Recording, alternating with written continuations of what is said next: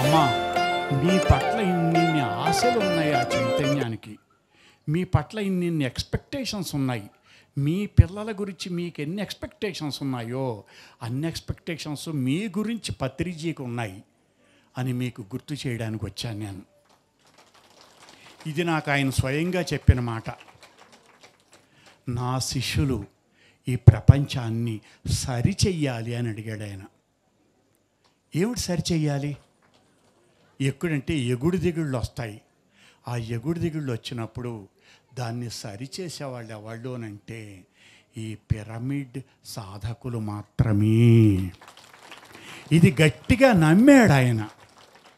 గట్టిగా నమ్మి దానికోసం దిగి వచ్చాడు కనుకనే ఆయన్ని కారణ జన్ముడు అని అంటున్నాను నేను. ఆయన కారణ జన్ముడు, ఒక పర్పస్ తోటి వచ్చాడు ఆయన. అర్థమవుతుందా? ఆ పర్పస్ కోసం మిమ్మల్ని అందరినీ అర్జునుడిలాగా తయారు చేసుకున్నాడు. ఇప్పుడు కురుక్షేత్ర మహాసంగ్రామానికి రంగం సిద్ధమైంది. ఇప్పుడు ప్రపంచంలో మళ్ళీ 18 ఏళ్లకు వచ్చే ఒక ఆసురీ ప్రవృత్తి, అంటే హింస పెరిగిపోతుంది, అసహనం పెరిగిపోతుంది. ఆ అసహనాన్ని మీరు నిరోధించగలిగిన ఒకే ఒక్క ఆయుధం ఏమిటంటే ఆవిడ తల మీద ధరించిన ఆ పిరమిడ్ ఒక్కటే. అదే మీ ఆయుధం. ఆ ధ్యానమే మీ కోదండం. ఆ కోదండం ధరించి మీరు అర్జునుడిలాగా విజృంభిస్తారు అనే ఆశతోటి, ఆ చైతన్యంతో వ్యాస పూర్ణిమని మీకు గుర్తు చేయమని నాకు మనసులో సూచన చేసిన మహానుభావుడు కారణజన్ముడు బ్రహ్మర్షి పత్రిజీ. అందుగురించి ఇలాంటి వాతావరణంలో కూడా నేను ఇక్కడికి రావడం జరిగింది. ఏమైంది ఈ మధ్యలో? ఏమైంది అని అంటే, 2 పట్టాలు, 2 శక్తులు ఎప్పుడు ఘర్షణ పడుతూ ఉంటాయని చెప్పాను. మీరు జాగ్రత్తగా ఆలోచించండి. మొట్టమొదట ఈ మానవ జాతి దేనికోసం ఘర్షణ పడింది అని అంటే జ్ఞానం కోసం ఘర్షణ పడింది. ఇప్పుడు ఒక సోమకాసురుడు, 4 యుగాలు మనకి: కృతయుగము, త్రేతాయుగము, ద్వాపరయుగము, కలియుగము. ఇవి 4 యుగాలు కదా. కృతయుగంలో దేనికోసం మానవజాతి ఘర్షణ పడింది అంటే జ్ఞానం కోసం ఘర్షణ పడింది. సోమకాసురుడు వేదాలని తీసుకెళ్ళి ఎక్కడో దాచేశాడు. అప్పుడు ఆయన చేపగా వచ్చి అవతరించాడు, ఏదో మహావిష్ణువు తంటాలు పడ్డాడు అని మనకి పురాణాలు చెప్తున్నాయి. ఇది కృతయుగంలో నాటి వ్యవహారం. వేదాలంటే ఏమిటి? జ్ఞానం. జ్ఞానం కోసం మనుషులకి, రాక్షసులకి, అంటే ఆసురీ శక్తులకి, దైవీ శక్తులకి ఘర్షణ జరిగింది. తర్వాత యుగం త్రేతాయుగం. త్రేతాయుగంలో ఎవరెవరికి ఘర్షణ జరిగింది? ఒక స్త్రీ కోసం ఘర్షణ జరిగింది. త్రేతాయుగం అంటే రాముడు. రాక్షసుడు స్త్రీలను చెరబట్టాడు, స్త్రీత్వాన్ని చెడబట్టాడు, ఒక సున్నితత్వాన్ని చెరబట్టాడు. అప్పుడు మళ్ళీ రాముడు అవతార పురుషుడై దిగివచ్చి మళ్ళీ అక్కడ రక్షణ చేయవలసి వచ్చింది కదా. మొట్టమొదటి దేనికోసం? జ్ఞానం కోసం కృతయుగంలో. త్రేతాయుగంలో దేనికోసం ఘర్షణ పడ్డారు? స్త్రీ కోసం ఘర్షణ పడ్డారు. ద్వాపర యుగంలో కృష్ణుడు టైంకి వచ్చేసరికి భూమి కోసం ఘర్షణ పడ్డారు. 5 ఏళ్ళి అని వీళ్ళు అడిగారు. సూది మనం మోపినంత కూడా ఇవ్వను అని ఆయన అన్నాడు. దేనికోసం ఘర్షణ పడ్డారు పాండవులు, కౌరవులును? అమ్మా, ఇక్కడ కౌరవులు పాండవులు ఉత్తి పేర్లే తప్ప వాళ్ళిద్దరూ కూడా ఇక్కడే ఉన్నారు. అర్థమైందా? మీరు ఈ పెండాల్లో ఉన్నంతసేపు నన్ను మన్నిస్తే, ఈ పెండాల్లో ఉన్నంతసేపు సౌశీల్యం, గుర్తుపెట్టుకోండి, ఆ మాట గురించి మీకు తర్వాత చెప్తాను. ఆ సౌశీల్యవంతులుగా ఉంటారు. క్షమ, దయ, సహనం ఇవన్నీ ఉంటాయి. ఇవన్నీ ఉన్నప్పుడు మీరందరూ పాండవులు. మళ్ళీ బయటికి వెళ్ళగానే ట్రాఫిక్లో ఏదైనా ఇబ్బంది రాగానే చికాకు, కోపం, ఇంటికి వెళ్ళేసరికి లేకపోతే పని మనిషి ఎగ్గొడితే అసహనం, ఇవన్నీ ఏ శక్తులు? ఆసురీ శక్తులు. ఇప్పుడు వాళ్ళు ఎవరు? కౌరవులు. ఇప్పుడు వీళ్ళిద్దరు ఎక్కడున్నారు? అదేంటండి అలా చెప్పేస్తారు మీరు? అలా నిజాలు ఒప్పేసుకుంటారు ఇంత పబ్లిక్ కానీ? తప్పు కదా. కనుక ఇప్పుడు కలియుగం దగ్గరికి వచ్చాం. కలియుగం దగ్గరికి వచ్చేసరికి ఏమైంది? జ్ఞానం కోసం యుద్ధం జరుగుతోంది. మీరిక్కడ జ్ఞానం నేర్చుకుంటున్నారు అని, మీరిక్కడ చాలా విజ్డమ్ తోటి, వివేకంతో ఈ ప్రపంచాన్ని శాసించడానికి బయలుదేరుతున్నారు అని మిమ్మల్ని హీనంగా చూడడానికి, వెకసెక్కాలు చేయడానికి కొంతమంది రెడీగా ఉంటారు. అర్థమవుతుంది? జ్ఞానానికి సంబంధించి. అదే స్త్రీలైతే మీకెందుకమ్మా అక్కడికి వెళ్ళి వంట చేసుకోక ఇంట్లో కూర్చుని, అక్కడికి వెళ్ళి ఎందుకు పెండాలి అంత వర్షంలో తడుచుకుంటూ వెళ్ళి అక్కడ బురదలో తిరిగి మీరు ఈవేళ అక్కడ స్మరణోత్సవాల్లో పాల్గొపోతే వచ్చే నష్టం ఉందా అనే రకమైన వెక్కిరింతల అత్తమామల నుంచో మొగోళ్ళ నుంచో ఎదురవుతూనే ఉంటుందా? ఏమంటారు? ఎక్కడున్నారు? ఇవన్నీ ఆసురీ శక్తులు. వాటిని జయించి మీరు ఇక్కడికి వచ్చారు. అర్థమవుతుందా? ఈ కలియుగంలో స్త్రీ గురించి ఘర్షణే, భూమి గురించి ఘర్షణే, జ్ఞానం గురించి ఘర్షణే, ప్రపంచంలో ఉన్నదంతా ఘర్షణే. దీన్ని జయించాలంటే ఏం చెయ్యాలి? ఆ కారణ జన్ముడు ఆలోచించారు. ఏమని ఆలోచించారు? రెండేనమ్మా, నా దృష్టిలో రెండు చాలు. ఆయన రెండింటిని బోధించాడు మీకు. ఒక్కటి సౌశీల్యం. సౌశీల్యం అంటే మీకు నిఘంటువులో చూస్తే మంచితనము అనే ఒక్క అర్థమే కనపడుతుంది. కానీ మీకు సత్యం ఏమిటంటే ఈ రకమైన సహనం కానీ, మంచితనం కానీ, దయ కానీ, ఆర్ద్రత కానీ, మానవీయ శక్తులు కానీ, జాలి కానీ, ఇట్లాంటి మంచి లక్షణాలన్నీ కలిగి ఒక మూట కడితే ఆ మూట పేరు సౌశీల్యం. అర్థమవుతుందా? మీకు ఇప్పుడు ఒక్క ఇన్సిడెంట్ గుర్తు పెడతాను. మీలో వరలక్ష్మి వ్రతం చేసుకునే వాళ్ళు ఎంతమంది ఉన్నారు? ఈ వరలక్ష్మి వ్రతం చేసుకునే వాళ్ళు ఎవడన్నా ఒకసారి చేతులు ఎత్తండి. వరలక్ష్మి వ్రతం చేసుకునే వాళ్ళు ఎవడన్నా ఉన్నారమ్మా? వరలక్ష్మి వ్రతం భవిష్యోత్తర పురాణంలో వరలక్ష్మి వ్రతం, అందులో హీరోయిన్ చారుమతి.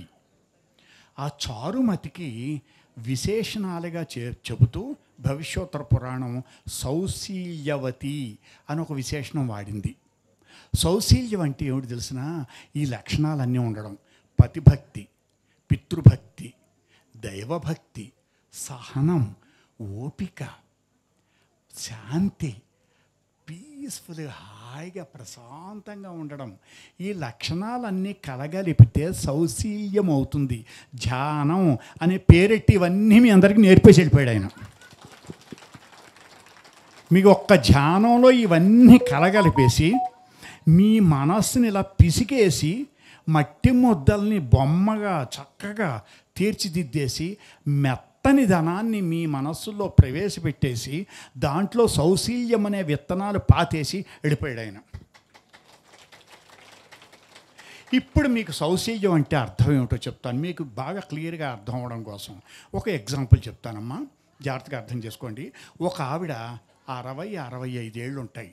ఒక డాక్టర్ దగ్గరికి వచ్చింది. ఒక డాక్టర్ దగ్గరికి వచ్చి ఆ డాక్టర్తో అన్నదట, డాక్టర్ గారు, నాకు 25వ ఏట నాకు కొడుకు పుట్టాడు, నన్ను తల్లిని చేశాడు అందట. చాలా సంతోషం అమ్మా.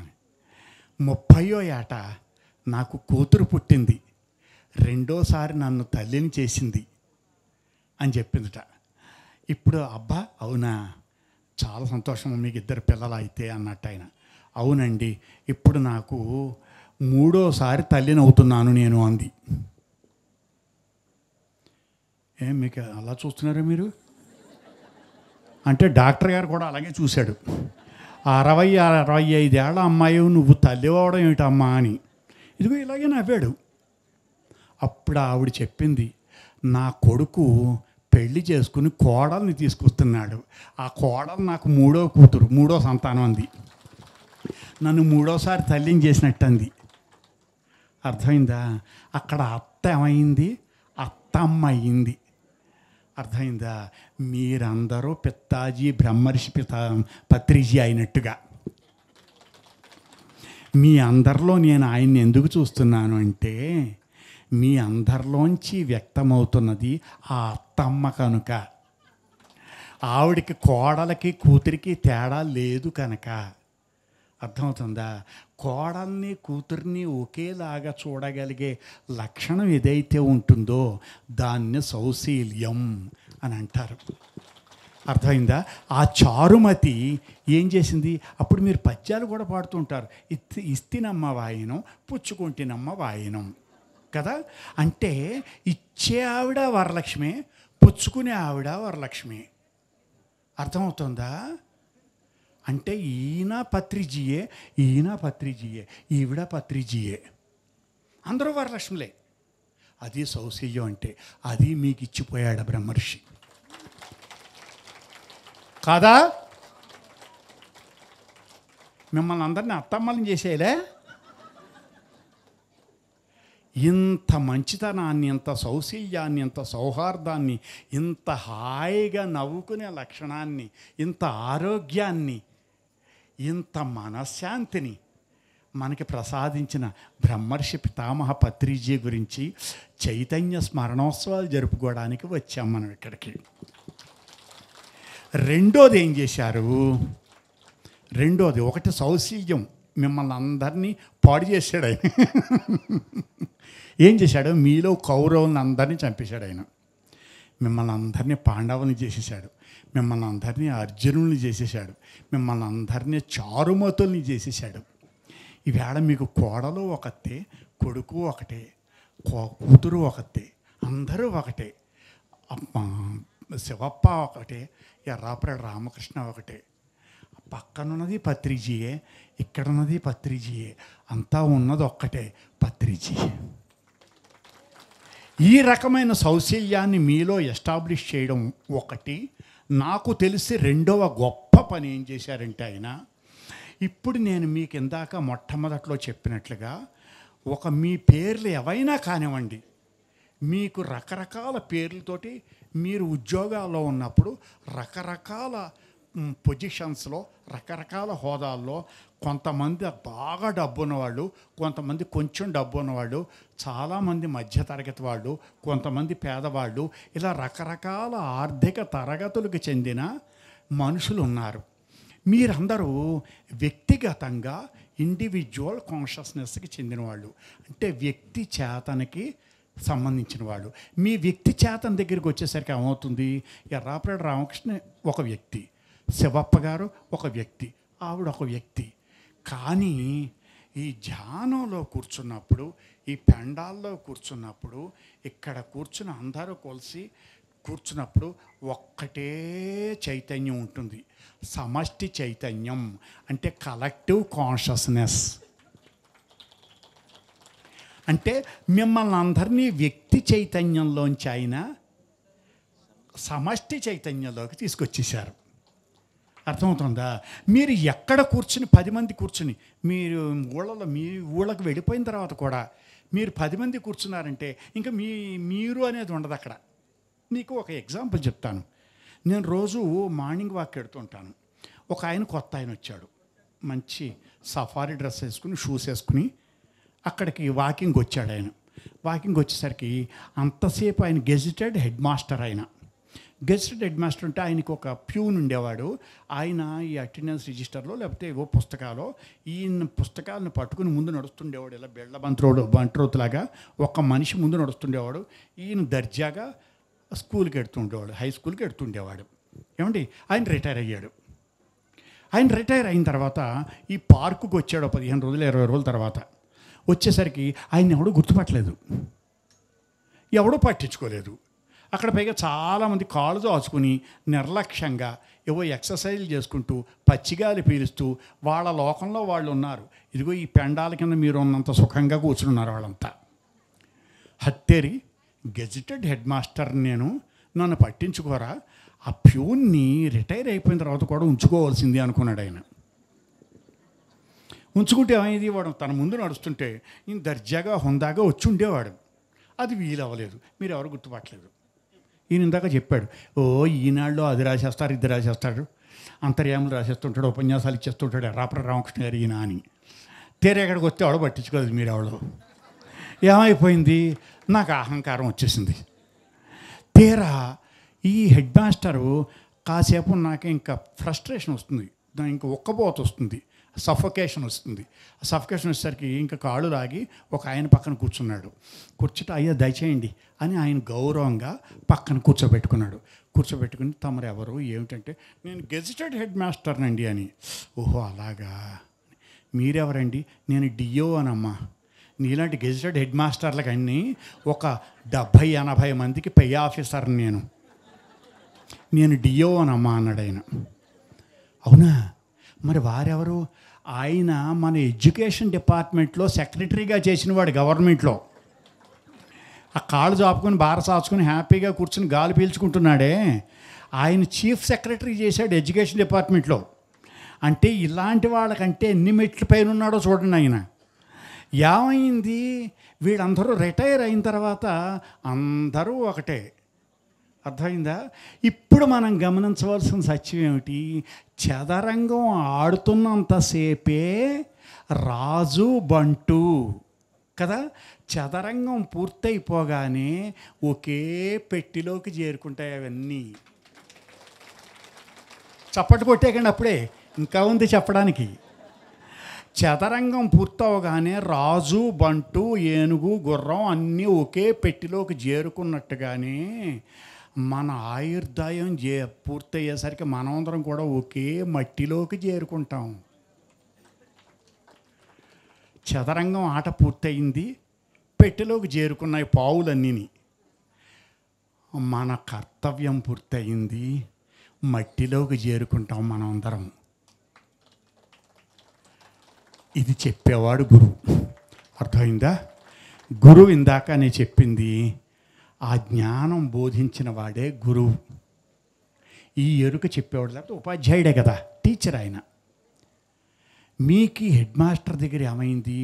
ఇప్పుడు ఆయనకి ఇంతకు ముందుకు కింద కూర్చోడానికి మరి సఫారీ డ్రెస్ వేసుకొచ్చాడు కదా, అప్పుడు ఆయనకి మొహమాటం వేసింది. ఇప్పుడు ఇంత పెద్దవాళ్ళు తన పక్కన కూర్చునేసరికి ఇప్పుడు మొహమాటం వేస్తోంది. ఇప్పుడు ఇది విడిచిపెట్టాలంటే ఏం చేయాలి? నేను మీ అందరికంటే చిన్నవాణ్ణి అని మీ ముందు శిరస్సు వంచి నమస్కరిస్తూ ఉండాలి. ఇది నేర్పాడు ఆయన. ఎవరు? ఒకసారి గట్టిగా చెప్పండి, ఎవరు? ఆయన ఇది నేర్పాడు. ఇది నేర్పడం వల్ల మీకు వచ్చిన ఒక అడ్వాంటేజ్ ఏమిటి అంటే, ఇండివిజువల్ కాన్షియస్నెస్ నుంచి మనిషి కలెక్టివ్ కాన్షియస్నెస్లోకి ప్రవేశించినప్పుడు జరిగే మేలేమిటి? మీరందరూ సమష్టి చైతన్యంలోకి ప్రవేశించారు. ప్రవేశిస్తే మీకు ఏమవుతుంది తెలుసా? ఇంతమంది శక్తి కేంద్రీకృతం అవుతుంది. జ్ఞానశక్తి, వివేకం, విజ్డమ్, ఇదంతా ఒక గ్రూప్ కొండాలిని అవుతుంది. ఈ గ్రూప్ కొండాలిని శక్తికి అపరిమితమైన శక్తి సామర్థ్యాలు ఉంటాయి. దీనికి ఒక ఎగ్జాంపుల్ చెప్తాను మీకు. ద్రోణపర్వం ఉంది భారతంలో, మహాభారతంలో ద్రోణపర్వంలో చెప్పిన విషయం. ఇది నా సొంత పైత్యం కాదు, వ్యాస మహర్షి చెప్పాడు. వ్యాస పూర్ణిమ నాడు ఆయన్ని తలుచుకుంటూనే మాట్లాడుతున్నాను నేను. ఆయన ఏం చెప్పాడు ద్రోణపర్వంలో? అర్జునుడట మహా కోపంగా ఉన్నాడు ఆ వేళ.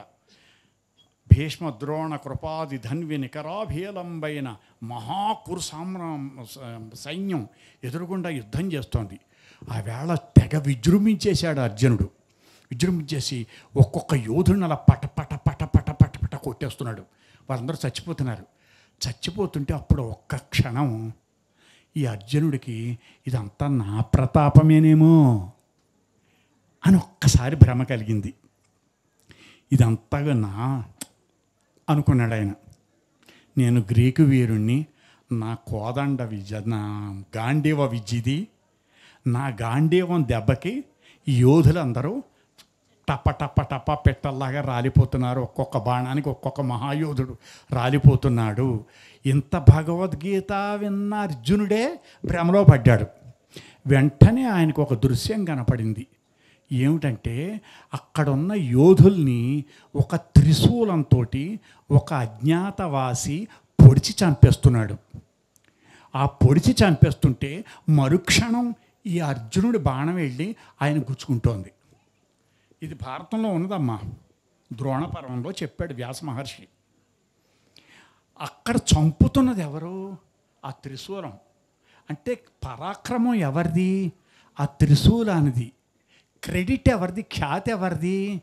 అర్జునుడిది. అర్థమవుతుందా?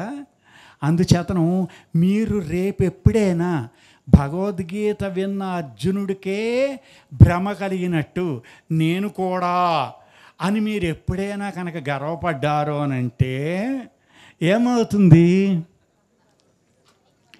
అదంతా నడిపించేది ఎవరు? ఈ విషయం కూడా ఉంది ద్రోణపర్వంలో. ఆవేళ అర్జునుడికి డౌట్ వచ్చింది, నేను కలగన్నానా భ్రమ ఇదంతా అని. రాత్రి వ్యాస మహర్షిని అడిగాడు. నేను ఒక్కొక్క బాణం వేసి యోధుడిని కొడుతుంటే వాళ్ళందరూ రాలిపోతున్నారు, కానీ అప్పుడు నేనేం చూశానంటే ఒక మహాయోధుడు ఎవరో త్రిశూలంతో వాడిని పొడిచి చంపేస్తున్నాడు. ఆయన ఎవరు? నాది కళ అని అడిగాడు అర్జునుడు. అడిగితే కాదు నాన్న, ఆయన పరమశివుడు. ఇప్పుడు ఏం జరిగింది? నువ్వు భగవద్గీత విన్నాక నువ్వు దేనికి రెడీ అయ్యావు? ఒక విశ్వ ప్రణాళిక, కృష్ణుడు సంకల్పం, కురుక్షేత్ర మహాసంగ్రామం, దుష్ట శిక్షణ అనేది కృష్ణుడు సంకల్పం. ఆ కృష్ణుడు సంకల్పించినప్పుడు ఏమైంది? ఈ అర్జునుడు ఆయనకి సాధనం అయ్యాడు, ఆయనకి సహాయపడ్డాడు కదా. అందుగురించి అర్జునుడిని అంత మహావీరుడిగా ఈయన తీర్చిదిద్దుకున్నాడు. ఇప్పుడు ఒక గొప్ప సంకల్పం, ఒక విశ్వ ప్రణాళిక అంటారు దాన్ని, ఒక సుప్రీం ప్లాన్, ఒక కాస్మిక్ ప్లాన్, ఒక దివ్య ప్రణాళిక ప్రపంచంలో అమలవుతున్నప్పుడు హరిహరులు అంటే శివుడు విష్ణువు కూడా ఒకళ్ళకొకళ్ళు అలా సహకరించుకుంటారో అది సహజం. అది ఆ చంపుతున్న ఈ సంకల్పం శ్రీ మహావిష్ణువుది, చంపుతున్నవాడు శివుడు. అయితే నీకెందుకు ఈ క్రెడిట్ ఇచ్చారంటావేమో. నువ్వేం చేసావు తెలిసిన? దేవుడి కోసం గంధం తీసావు నువ్వు. మీరు గంధం తీస్తుంటారమ్మా దేవుడి కోసం. మీ చెయ్యి వాసన చూసుకోండి, ఆ పరిమళం మీకు అంటుకుంటుంది. గంధం దేవుడి కోసమైనా తీయచ్చు మీరు, కానీ ఆ సుగంధం మీకు అంటుకుంటోంది కదా. అలాగే నువ్వు ఆ విశ్వ ప్రణాళికకి అంకితం అయ్యావు కదా, కనుక క్రెడిట్ నీకు వస్తోంది. ఇప్పుడు మీరందరూ కూడా ఆ విశ్వ ప్రణాళికకి అంకితం అవుతారు. ఆ విశ్వ ప్రణాళికకి అంకితమైనప్పుడు ఆ ఖ్యాతంతా మీకే వస్తుంది. కానీ త్రిశూలధారి ఎవరు? మిమ్మల్ని నడిపిస్తున్నది ఎవరు? ఈ ముఖ వ్యాస మహర్షి చెప్పాడు ద్రోణపర్వంలో. నాన్న, ఉత్తిని నిన్ను హీరోయిన్ చేశాడరా, అసలు కార్యక్రమం అంతా ఆయనే చేసుకుంటున్నాడు. ఆయన ఒక్క తలుచుకుంటే చాలు వీళ్ళందరూ నాశనం అయిపోతారు. కానీ ఆ ఖ్యాతి నీకు ఇవ్వడం కోసం, నీ వంకన భగవద్గీత చెప్పడం కోసం, అదిగో అలాగ తన ఇంత ఆయన గొంతుతోటి మనకి ఆయన నిశ్చయ అభిప్రాయాన్ని మనకి వ్యక్తం చేశారు. ఇందాక బ్రహ్మర్షి పత్రిజీ కదా. అలాగా భగవద్గీత ద్వారా ఈ కర్తవ్య ఉపదేశం చేసి ఇప్పుడు నిన్ను తయారు చేశాడు కనుక నువ్వు ఈ విశ్వ ప్రణాళికకి ఏం చేయాలి అంటే ఏమిటన్నమాట. ఇప్పుడు ఈ ఇండివిజువల్ కాన్షియస్నెస్ నుంచి, అంటే వ్యక్తి చైతన్యంలోంచి కలెక్టివ్ కాన్షియస్నెస్లోకి ఎప్పుడైతే ప్రవేశిస్తారో మీకు కాస్మిక్ కాన్షియస్నెస్ హెల్ప్ మీకు అందుతుంది అన్నమాట. అంటే ఇక్కడ మీరు చేసే మెడిటేషన్లో మీకు ఎక్కడి నుంచి వస్తోంది శక్తి? కాస్మిక్ ఎనర్జీ వస్తోంది, కుండలిని శక్తి వస్తోంది. అది ఎవరిది? పరమశివుడిది. అదంతా పరమాత్ముడిది. ఆ పరమాత్ముడి అంశే బ్రహ్మర్షి పత్రిజీ. కనుక నేను చేయగలనా, లేకపోతే నేనే చేస్తున్నానేమో, నేను గురువుని, నేను ఇక్కడ మాస్టర్స్ అనేదో అంటారు మీ కేడర్లో, నేను మాస్టర్ని, మీరందరూ సాధకులు అని మీరు అనుకుంటే కుదరదు. మీరెవరు మాస్టర్స్ కాదు, ఆయన మాస్టర్. మన హెడ్ మాస్టర్ ఆయన. అర్థమవుతుందా? ఈ ఎరుకని మీకు ఇవ్వడం కోసమే మీకు బ్రహ్మర్షి పత్రిజీ తన జీవితాన్ని ముడుపు కట్టారు, తన జీవితాన్ని వెచ్చించారు ఆయన. అలా వెచ్చించిన ఒక మహానుభావుడు గురించి మనం తలుచుకోవడానికి మళ్ళీ ఆ చైతన్యాన్ని మనలో కొలుపుకొని ఇక్కడి నుంచి బ్రహ్మాండమైన తేజస్సుతోటి, బ్రహ్మాండమైన కాంతిపుంజంలాగా ఇక్కడ 4 విత్తనాలు జల్లితే పంట గంపలతోటి వస్తుంది. భూదేవికి మనం ఏమిస్తాం? గుప్పిడి గింజలు ఇస్తాం. భూదేవి గంపిడ పంట ఇస్తుంది. మీరు ఈ 4-5 రోజుల్లోనూ ఇక్కడ చేసేది గుప్పెడు సాధన. మీకు లభించే జ్ఞానము, మీకు లభించే శక్తి గంపలు గంపలు గంపలు గంపలు. ఆ ఎనర్జీని మీరు తీసుకెళ్ళిపోయి మీరు అక్కడ మీ స్వస్థలాలలో ఈ పిరమిడ్ ఝానాకి సంబంధించిన, ఈ పత్రిజీ ఉద్యమానికి సంబంధించిన ఈ చెప్తున్నాను కదా, ఈ ఆసురీ ప్రవృత్తి దేశంలో వ్యాపిస్తున్నప్పుడు దాన్ని అరికట్టడానికి అవసరమైన శక్తి సామర్థ్యాలని ఇక్కడ పోగేసుకుని మీరు వెళ్ళేటప్పుడు ఆ పత్రిజీ శిష్యుల్లాగా వెడుతున్నారు, మీరు అర్జునుల్లాగా వెడుతున్నారు మీరు. అర్థమవుతుందా?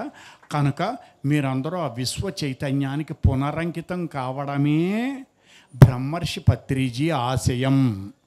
బ్రహ్మర్షి పత్రిజీ చైతన్య స్మరణ దేనికి అని అంటే ఈ పాఠం మళ్ళీ మళ్ళీ చెప్పుకోవడం కోసం. ఎందుకంటే భగవద్గీత అంత విన్న తర్వాత కూడా అర్జునుడు మర్చిపోతే మనం ఏడాదికి ఒకసారి ఇక్కడ కలుసుకుంటే మనం మర్చిపోమా?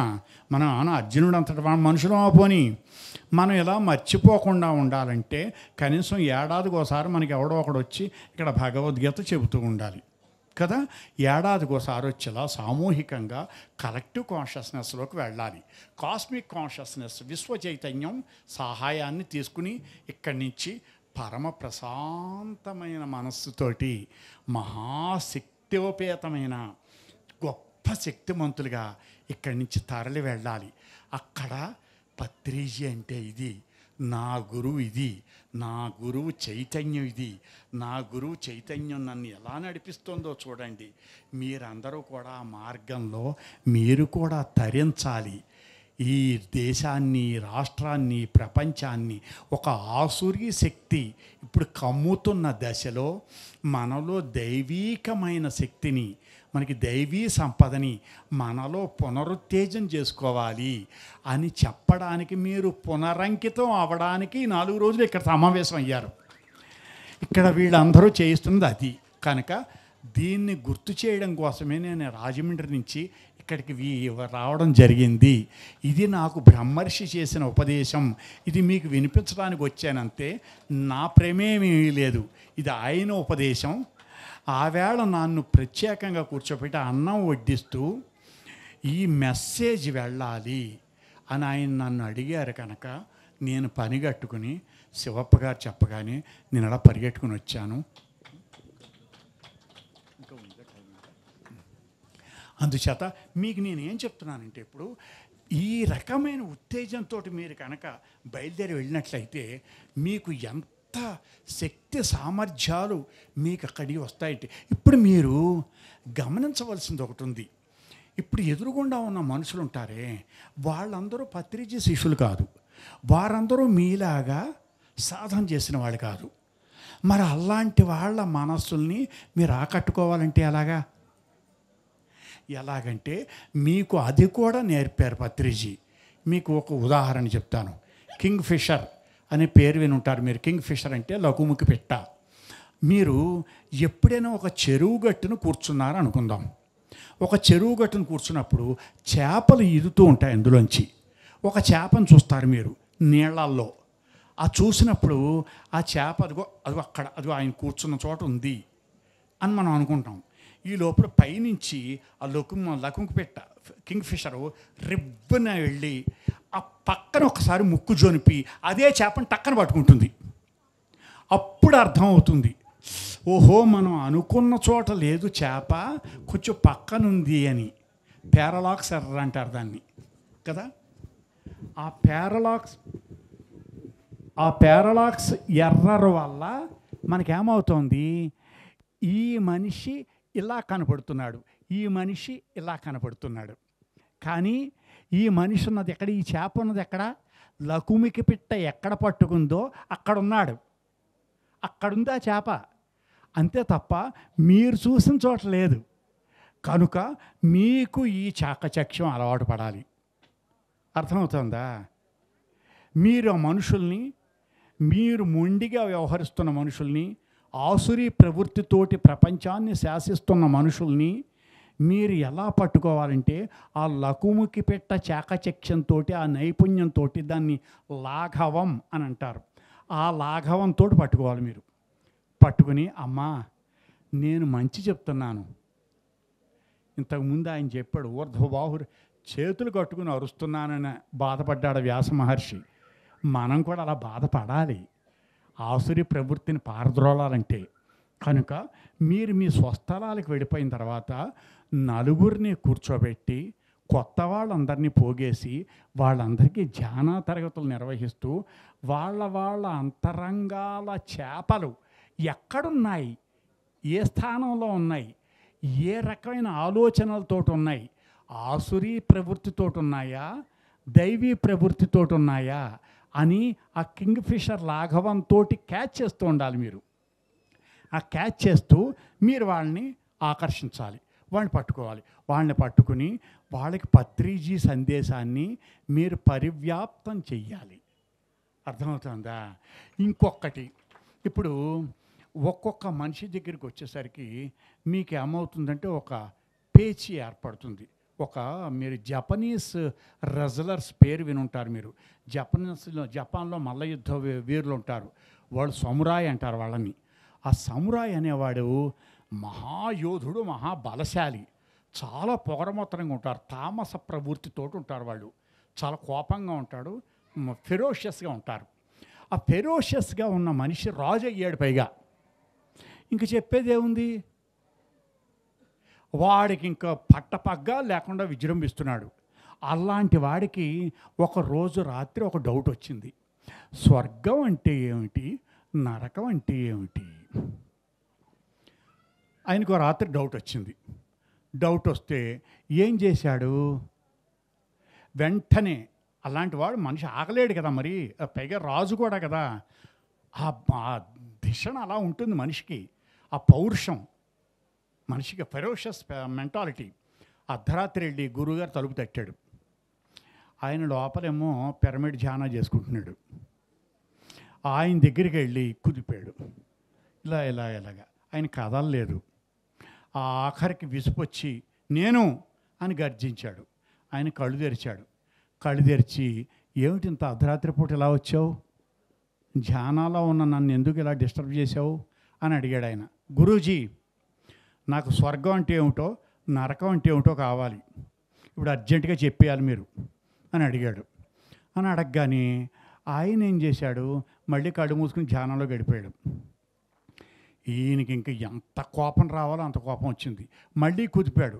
ఆయన పిరమిడ్ ధ్యానంలో ఉన్నాడేమో, ఇంక కుదిపినా కూడా మళ్ళీ బయటికి రావట్లేదు, ఆ ఆనందంతో అలాగే ఉన్నాడు. ఉంటే అప్పుడు ఈయన బాగా మనిషిని కుదిపి పిడిబాకు తీశాడు. పిడిబాకు తీసి ఆయన పొడిచేపోయాడు ఆ గురువుని.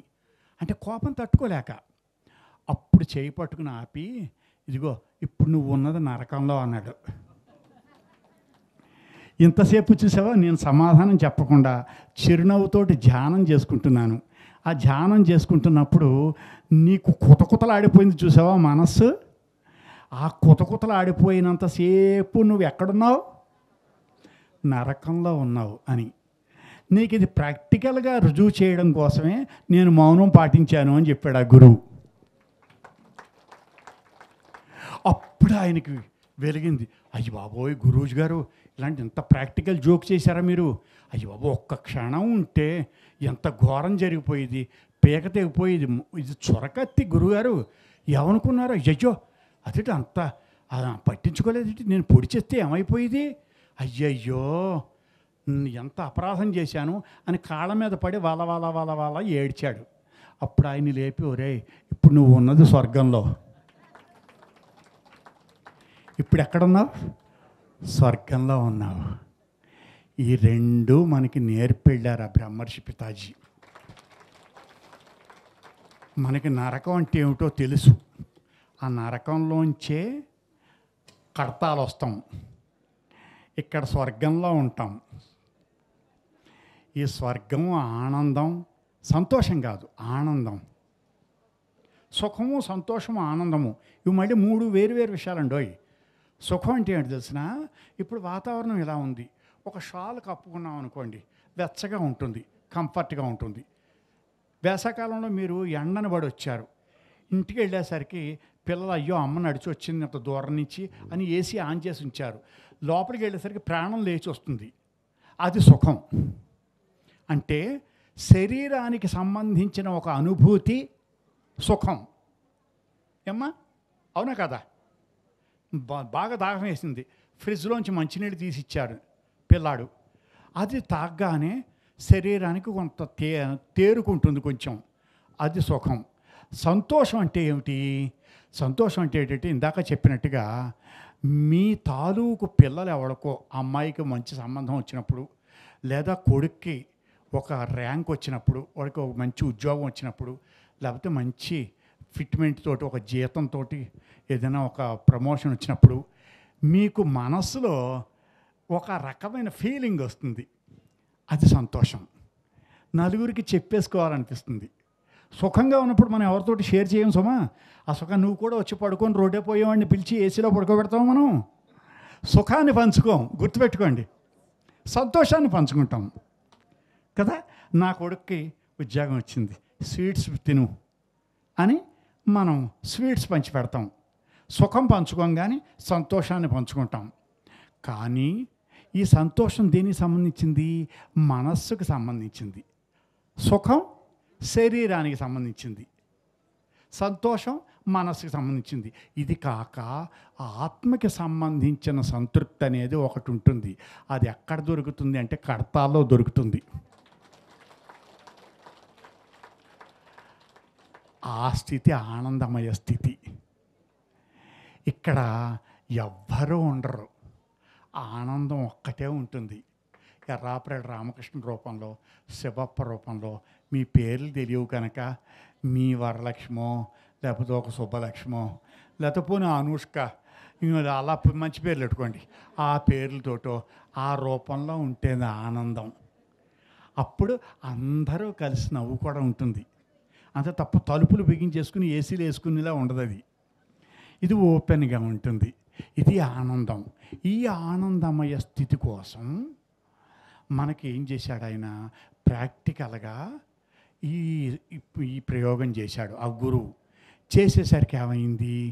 వీడు వల్ల ఏడ్చి, అప్పుడు ఏమైంది? ఆ మనిషి ఎంత మార్దవంగా అయిపోయింది, ఆ మనసు ఎంత మెత్తబడిపోయింది. రాక్షసుల్లో వచ్చాడు, అవునా, దుర్యోధనుల్లో వచ్చాడు, వెళ్ళేటప్పుడు అర్జునుల్లో వెళ్ళాడు కదా.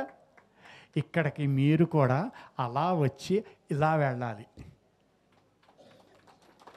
అందుకోసం వచ్చారు. ఇంత ప్రతికూలమైన వాతావరణంలో ఈ వర్షానికి బురదలో పడి మీరు ఇంటి దగ్గర ఎంత వాళ్ళైనా కావచ్చు, గెజిటెడ్ హెడ్ మాస్టర్లైనా కావచ్చు, కానీ ఇక్కడ నేల మీద బార్ చాపుకుని సంతోషంగా కూర్చుంటారు. ఇక్కడ మీకు తేడాలు తెలియవు. ఎందుకని?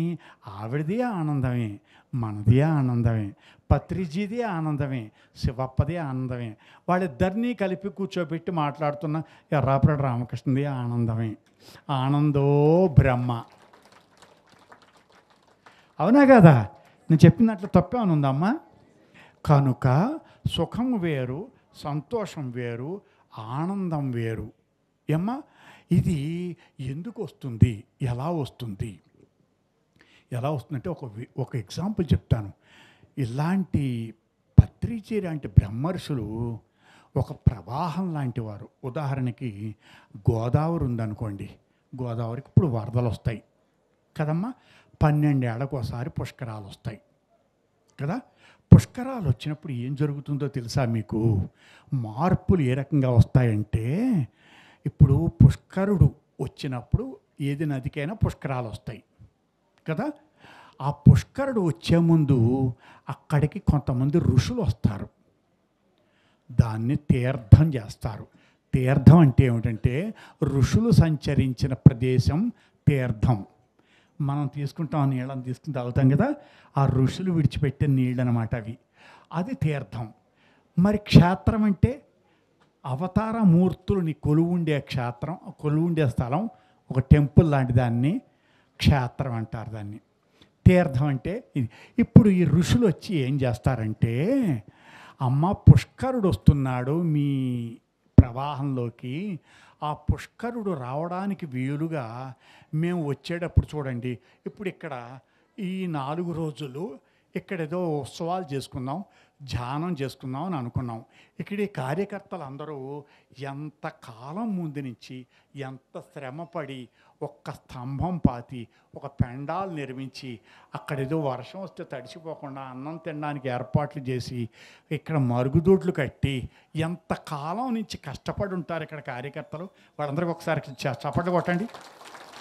ఎంత కష్టపడి ఉంటారు ఇక్కడ కార్యకర్తలు, కడతారు వాళ్ళు, అవునే కదా?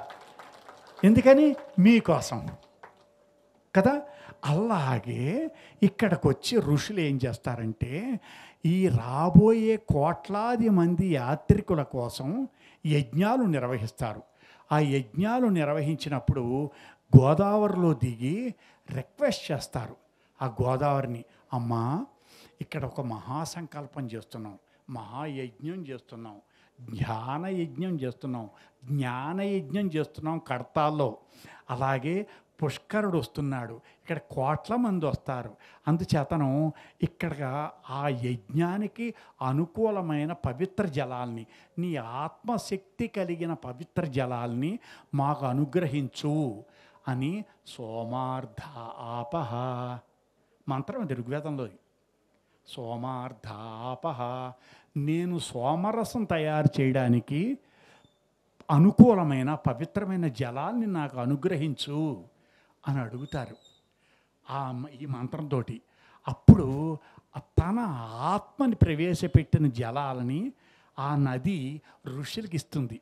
అప్పుడు వాళ్ళు సోమలతను తీసుకొస్తారు కదా, ఆ సోమలతను తీసుకొచ్చి ఈ జలాలను వేస్తూ నూరుతారు దాన్ని. ఆ నూరినప్పుడు మనం బత్తాయి పండు పిసికినట్లుగా రసం వస్తుంది, అలా సోమరసం వస్తుంది. ఆ సోమరసం వచ్చినప్పుడు యజ్ఞంలోకి వాడతారు, అది దాన్ని ఆహుతిగా సమర్పిస్తారు, యజ్ఞం చేస్తారు సోమరసంతో. యజ్ఞాలు ఎప్పుడు సోమరసంతో చేస్తుంటారు. సోమలతని నూరి ఆ లత నూరడానికి అవసరమైన నీళ్లు, పవిత్రమైన నీళ్లు అడిగి తీసుకుని ఇలా చేసి వెళ్తారు. ఆ చేసి వెళ్ళిన తర్వాత వీళ్ళు తాకిన నీళ్లు ఉంటాయే, ఈ మంత్రపూతమైన జలాలవి. వాటిని పేరేమిటో గుర్తుపెట్టుకోండి మీరు దయచేసి. వసతీవరులు అని అంటారు వాటిని. వసతీవరులు అంటే ఏమిటి తెలిసిన, ఈ మంత్రశక్తితోటి శుద్ధమైన జలాలు. మీరు ఇందాక అక్కడి నుంచి ఏదో తీర్థం అని సంజ్ఞ చేశారు చూసారా, ఆ తీర్థంలో ఈ మంత్రం ఉంటుంది. అర్థమైందా? ఇప్పుడు మీకు ఎప్పుడైనా సరే ఏం జరుగుతుందంటే, భక్తి కలిస్తే అన్నం ప్రసాదం అవుతుంది, లేకపోతే ఒట్టి అన్నమే అది.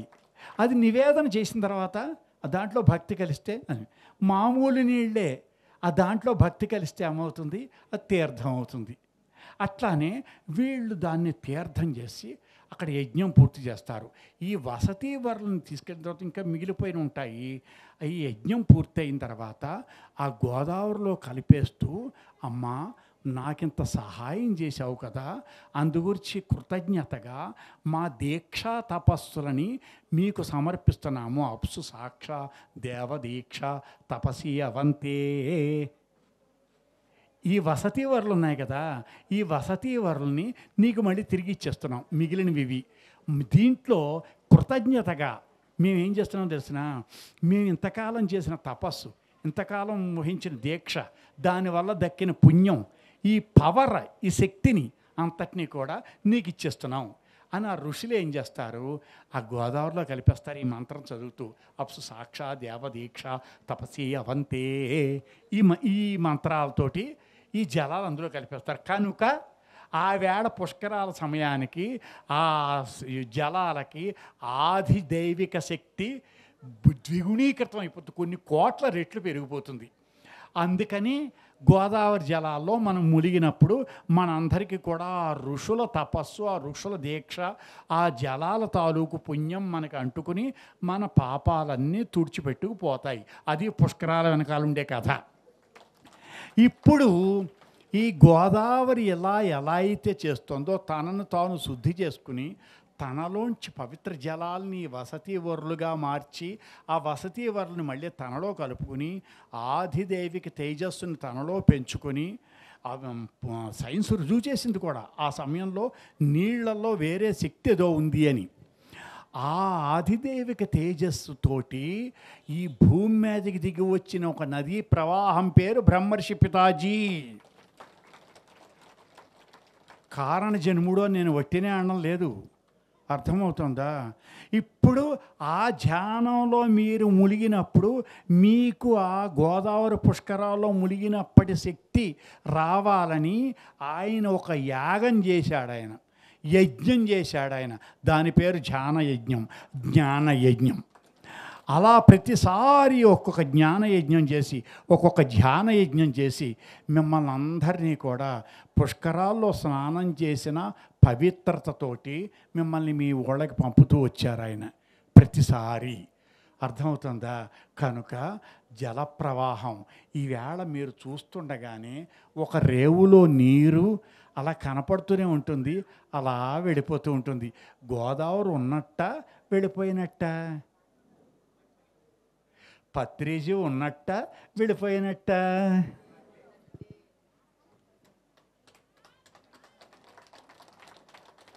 ఇప్పుడు గోదావరి వేరు, పత్రిజీ వేరా? ఇది మనకు కావాల్సింది. మన కళ్ళ ముందు ఎప్పుడు కనపడుతూనే ఉంది, కానీ మరుక్షణంలో తర్వాత రేవుకి దాటి వెళ్ళిపోతూ ఉంటుంది. అలాగే పత్రిజీ ఈ రేవులోంచి ఆవిరి ఓడలో జలధియాన మనర్చుచు బాటసారులో భూవర ఆయా రేవులందు దిగిపోవచ్చునుందురు ఇంచుక వెనక ముందుగా అన్నాడు మహాకవి జోషువా. ఆవిరి ఓడలో ప్రయాణం చేస్తున్న ప్రయాణికులం మనమంతా, అంటే నౌకల్లో ప్రయాణం చేస్తున్నాం. ఆవిరి ఓడలో జలధియానం అనర్చుచు సముద్రయానం చేస్తూ ఆయా రేవులందు దిగిపోవచ్చునుందురు. నేను ఇక్కడి నుంచి గౌతమి ఎక్స్ప్రెస్ ఎక్కుతాను. గౌతమి ఎక్స్ప్రెస్ ఎక్కితే నాతో పాటు లింగంపల్లిలో కొంతమంది ఎక్కుతారు, సికింద్రాబాద్లో కొంతమంది ఎక్కుతారు. నా రాజమండ్రిలో నా స్టేషన్ రాగానే నేను దిగిపోతాను. కానీ కాకినాడ వెళ్ళవలసిన వాడు ఇంకా అందులో పడుకునే ఉంటాడు కదా. నా రేవు రాగానే నేను దిగిపోయి వెళ్ళిపోవాలి. నాకు అది ఆనందమా దుఃఖమా? ఆయన రేవు వచ్చింది, ఆయన దిగి వెళ్ళిపోయారు. ఆనందంగానే దుఃఖంగానే? ఆ ఆనందమే ఇప్పుడు మీరు అనుభవిస్తుంది. ఇంతసేపు ధ్యాన చేస్తున్నప్పుడు అనుభవిస్తున్నది ఏమిటన్నమాట? ఆ ఆనందం అన్నమాట. అర్థమవుతుందా? అంటే గోదావరి వెళ్ళిపోయింది, ప్రవాహం వెళ్ళిపోయింది, గోదావరి ఉంది, పత్రిజీ వెళ్ళిపోయారు.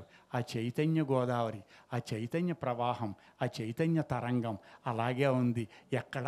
ఇక్కడ. స్వస్తి.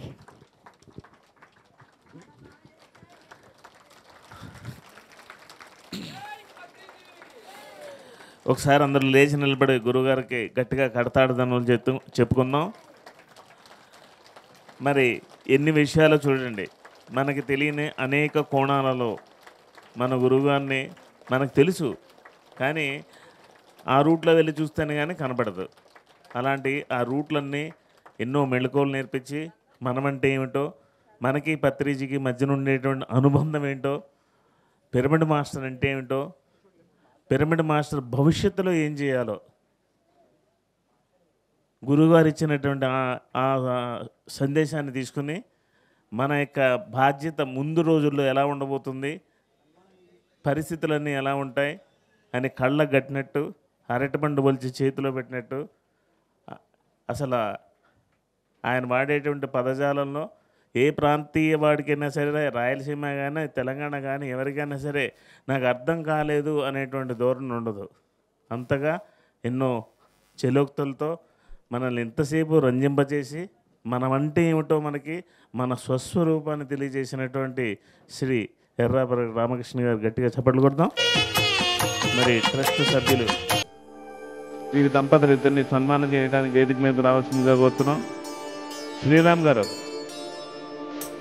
గారు, మారమ్మ గారు, ఇక్కడ ఈ ప్రాంగణంలో ట్రస్ట్ సభ్యులు ఎవరు అంటే పేరు పేరున అందరూ రావాల్సిందిగా కోరుతున్నాం.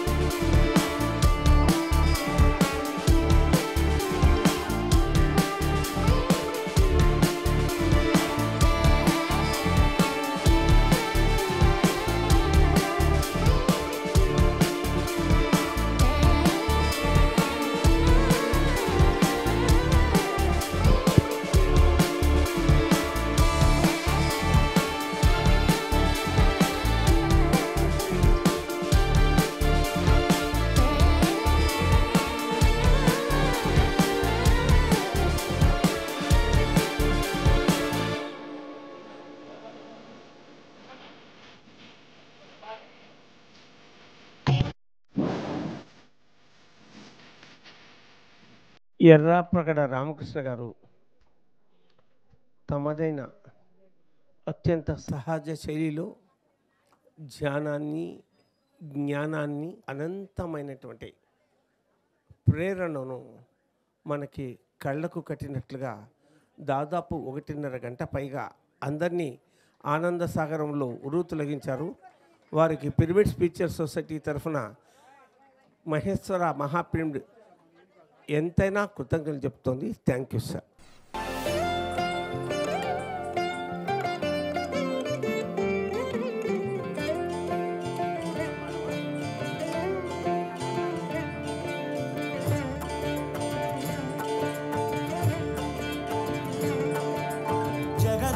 జగదానందకారక జయ జానకి ప్రాణనాయక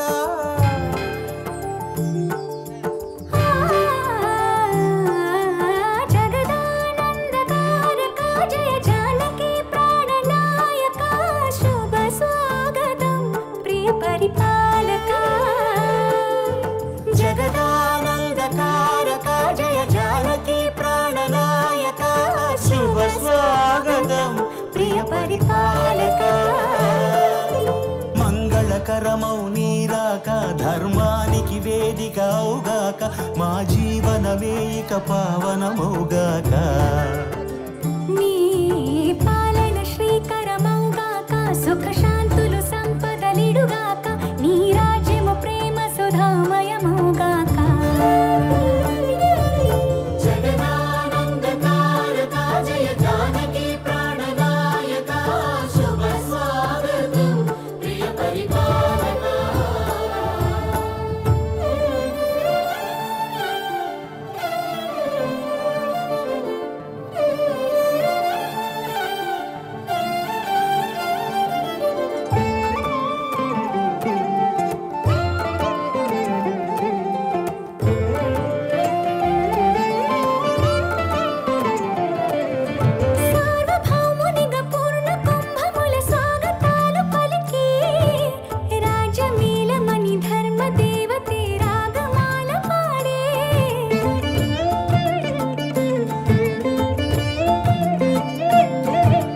నాలుగు వేదములు తన్మయత్వమున చెలగి మారు మ్రోగే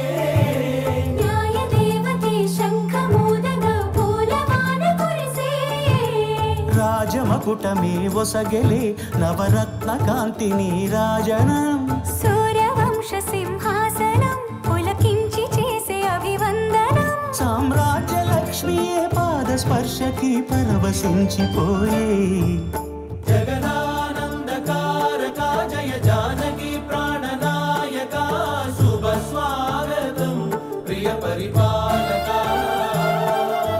జగదానందకారక జయ జానకి ప్రాణనాయక శుభ స్వాగతం ప్రియ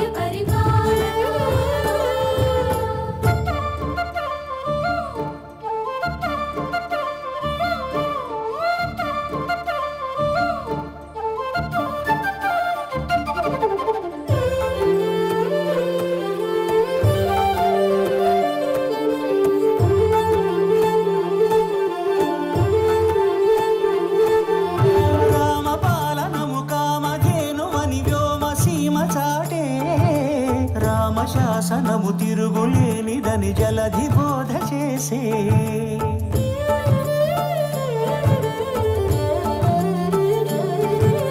రామదర్శనము జన్మధన్యమని నాయకుడు తెలిపే రామరాజ్యమే పౌరులందరిని నీతి బాట నిలిపే రామ మంత్రమే తారకం బహుశక్తి ముక్తి సంధాయకం రామనామమే అమృతం శ్రీరామ కీర్తనం సుకృతం ఈ రామచంద్రుని లోక రక్షయని అంతరాత్మ పలికే జగదానందకారక జయ జానకి ప్రాణనాయక శుభ స్వాగతం ప్రియ పరిపాలక జగదానందకారక జయ జానకి ప్రాణనాయక శుభ స్వాగతం ప్రియ పరిపాలక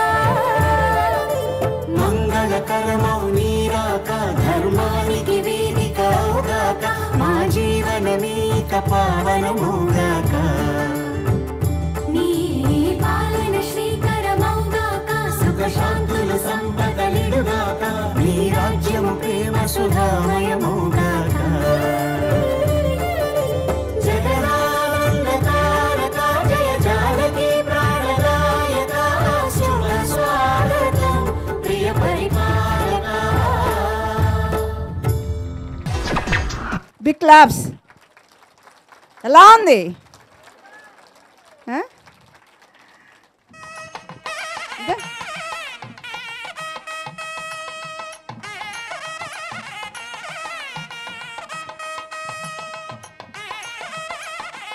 చాలా బాగుంది.